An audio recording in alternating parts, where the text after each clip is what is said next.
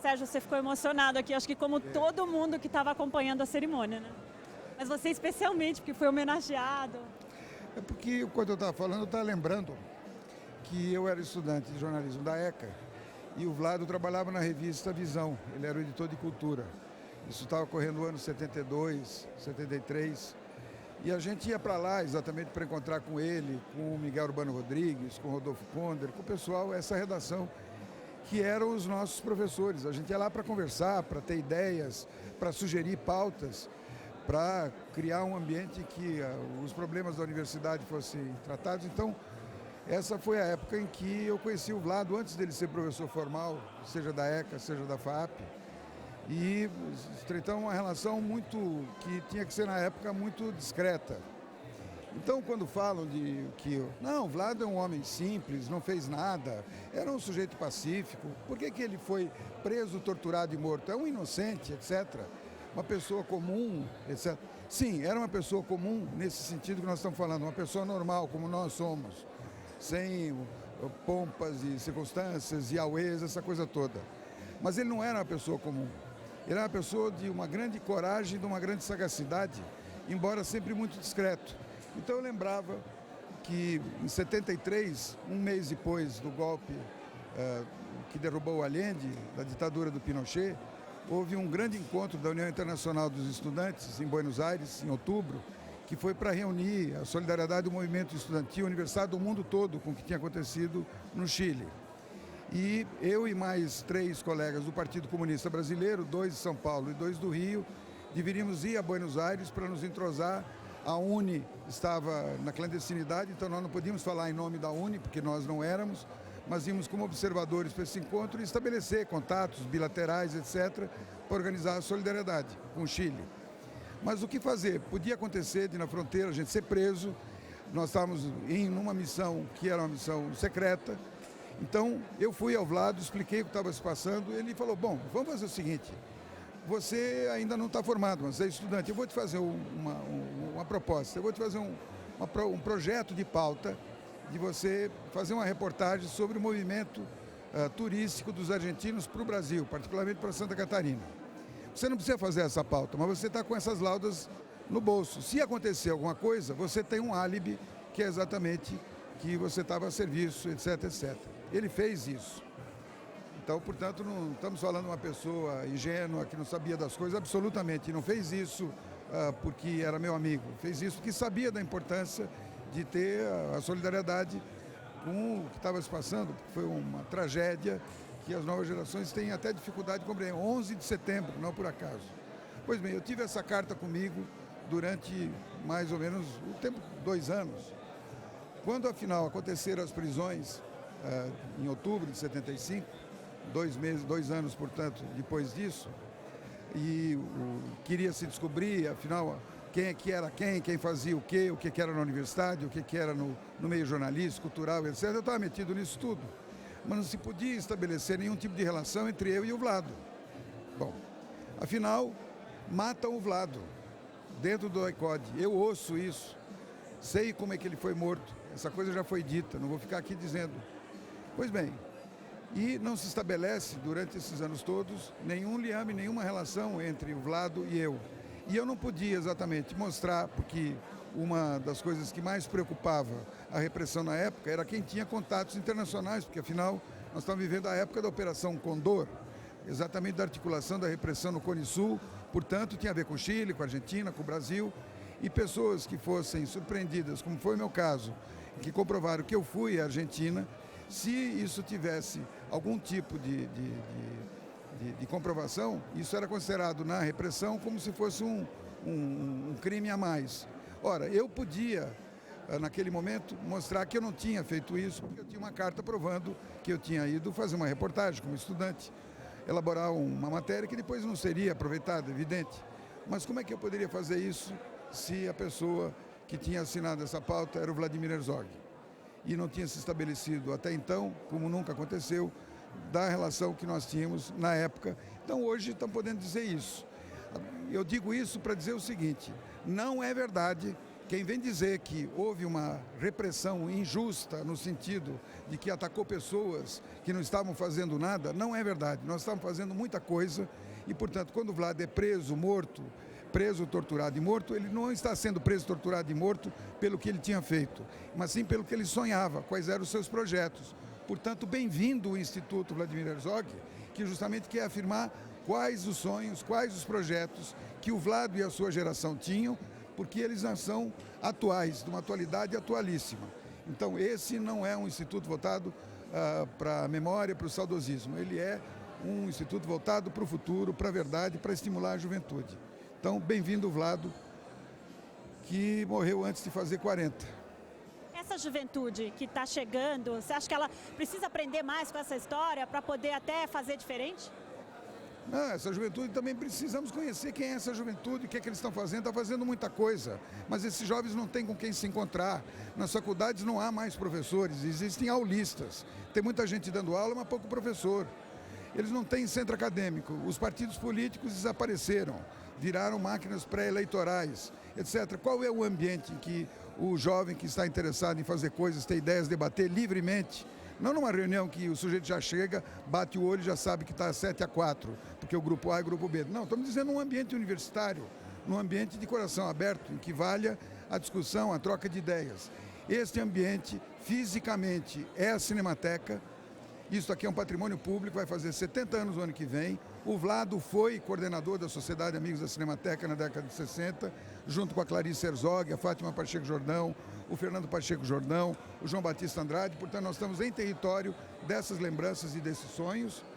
E é preciso que aqui se desenvolvam atividades de todo tipo que sejam capazes de mostrar para os mais velhos que a juventude está se mexendo, mas não tem referência. Então, que o Instituto venha a ser isso que se revelou hoje. Nós tivemos aqui o melhor da lucidez política, o melhor da música, o melhor do testemunho, mostrando que é perfeitamente possível o convívio entre judeus, cristãos, muçulmanos. 21 religiões estiveram juntas no ato em memória dos 30 anos do Vlado lá na Catedral. Isso nunca aconteceu no mundo, foi o maior ato interreligioso pela paz e os direitos humanos. Então, eu vejo aqui o que está acontecendo aqui, o que era um sonho do Vlado, que era exatamente as pessoas se reunirem, mas não porque alguém mandou. Isso aqui é uma associação de homens e mulheres livres. Nós estamos aqui porque queremos. Vem a juventude, os mais velhos precisam conhecer o que eles estão fazendo e esses mais jovens precisam saber que nem todo mundo é filho da puta. Agora é ecumênico e pluripartidário, que a gente vê aqui depoimentos do presidente atual, do ex-presidente. Exatamente, não é multipartidário, é suprapartidário. Existe um espaço na sociedade brasileira que é da causa pública. Se você pegar o programa do PMDB, do PSDB, do PT, etc., você verá aqui nas questões essenciais, saúde, educação, blá, blá, blá, todos falam a mesma coisa. Existe já, o povo brasileiro conseguiu engendrar uma espécie de programa mínimo indispensável. Quem fugir disso está fora da sociedade. Agora, lamentavelmente, nós não conseguimos dar forma para que isso avance mais. As pessoas ainda estão se sentindo muito sozinhas, solitárias, olhando para um lado e para o outro. Então, contra a solidão, a solidariedade. Contra a memória, a imaginação. Contra o saudosismo, a esperança. Que é como terminou o show hoje aqui da Zizi Posse. É a esperança. E há esperança. Está provado aqui. Está provado aqui. Eu estou vendo aqui. Nós estamos vendo aqui. Tá certo? O documento, o texto que o governador José Serra pronunciou é, a meu juízo, uma das peças políticas, de oratória política, mais bem elaboradas em muitas décadas. O que ele fez aqui hoje, ninguém prepara um texto desse sem trabalhar durante horas, horas e horas. Então, aqui se revelou o maestro Martinho Lutero, que regeu, que é o responsável sobre tudo isso, é um dos maiores músicos brasileiros. Só tem dois que ganharam o título de cidadão milanês, o Carlos Gomes e ele. 10 anos fazendo um mapeamento musical de toda a África Austral. O fundador, criador do Coral Luther King fará 40 anos no ano que vem. Não é possível você contar. O cara que com 15 anos era o diretor artístico, diretor musical do Hair, teve que ter autorização do pai. Filho de um pastor protestante, neto de um rabino que casou com uma índia pataxó, nascido em Alpercatas, em Minas Gerais. Quem é Martinho Lutero? Ah, Martinho Lutero, quem é? Será que é o maestro Lutero Rodrigues? Não, é Martinho Lutero, uma das maiores figuras, um dos homens que mais entende, não só de música. Então, nós estamos também aqui nesse espaço do Instituto, nos redescobrindo, tá certo? Nós não somos um bando, nós somos um povo. É isso que eu tenho para dizer. Eu estou muito satisfeito com tudo isso aqui, muito, muito satisfeito.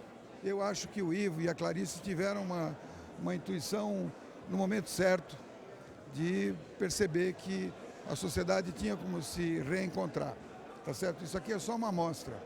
Isso é uma quinta-feira à noite, São Paulo é complicado, as pessoas ainda não sabem chegar nesse lugar maravilhoso que é a Cinemateca.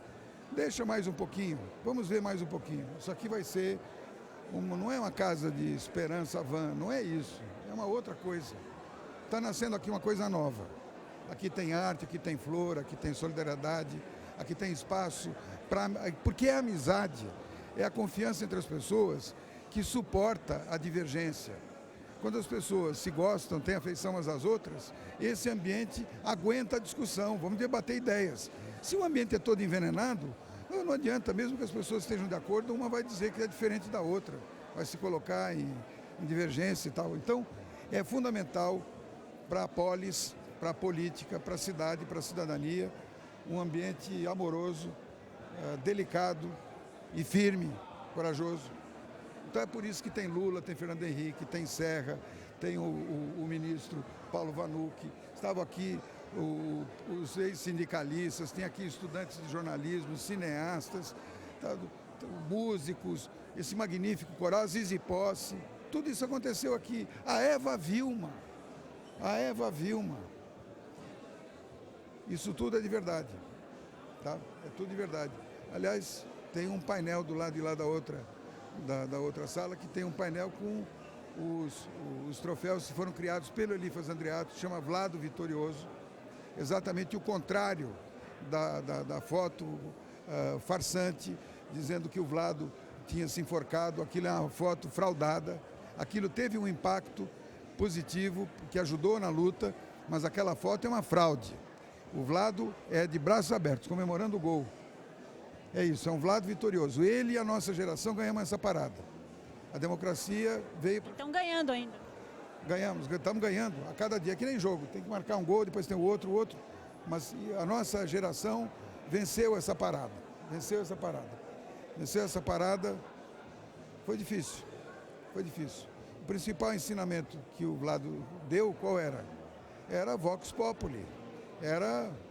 Não era fazer discurso, editoriais, era dar a palavra ao povo, reportagem, que é o que falta muito hoje. Hoje é tudo, me manda um e-mail, me manda um e-mail, você vai lá, as máquinas agora são possíveis. Ser multimídia naquela época, que uma máquina era uma carestia, que tudo era complicado, mas agora o cara tem celular, tem computador, as pequenas máquinas.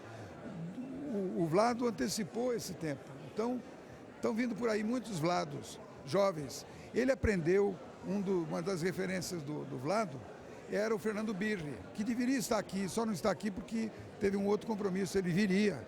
O filme dele está, ninguém anunciou aqui, mas nos próximos 3 dias tem um ciclo de cinema chamado Ciclo Vlado. O Fernando Birri, o que diz? Melhor imperfeito com sentido do que perfeito sem sentido. Façam. Ele dizia, eu durante a vida inteira preguei, vamos fazer cinema, até que eu cheguei à conclusão de que cinema é uma palavra que intimida.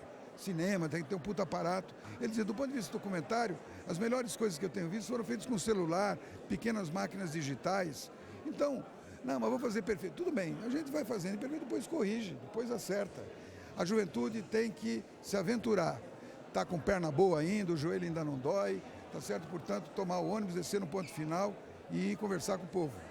E depois ter onde se reunir para trocar as experiências. Por isso é que eu digo que o Instituto Vladimir Herzog, a meu juízo, ele é um lago que reúne essas forças todas, esses rios todos, esses córregos todos, esses riachinhos todos, esses fios de água, cada um de nós é uma coisa.